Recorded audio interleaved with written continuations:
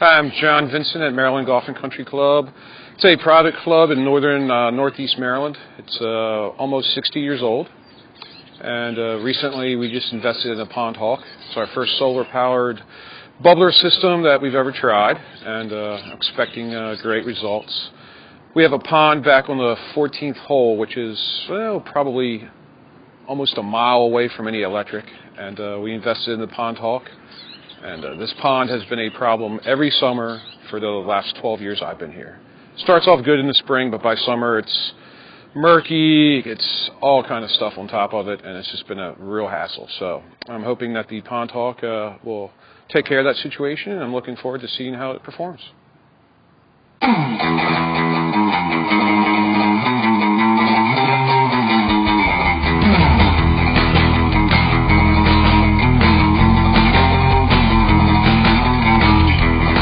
So let's install the PondHawk. We've already got our trench and our post hole dug.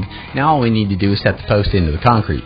We'll use about 7 50-pound bags for this installation, and that's going to take about an hour to set up. Once the concrete is mixed and the mast is plumb, we move on to the next step, running the airline and installing the diffusers. In this case, we ran about 300 feet of airline from the PondHawk to the pond. Installing the diffuser requires a small boat and a brave and worthy captain.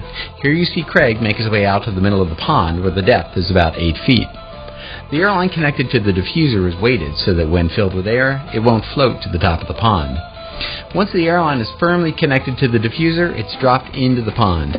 One cool thing to point out is that the design of the diffuser platform will right itself as it sinks to the bottom, even if it's dropped in upside down. Back on shore, we're now making connections in the valve box. We're installing 2 diffusers, so each airline gets firmly secured to the header valve. Next, it's back up to the PondHawk unit where the cement has now set, and we can place the enclosure and the solar panel onto the mast.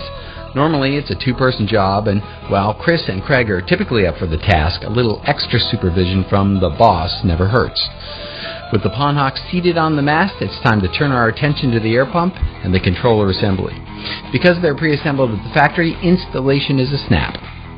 Electrical connections made, airline hose secured, we orient the PondHawk towards the south and lock her down. As soon as the unit meets the sun, the pump begins to run. We add the door to the enclosure with the tamper-resistant screws, and voila, we are done. We head back to the pond to check out the aeration, and the installation is a success.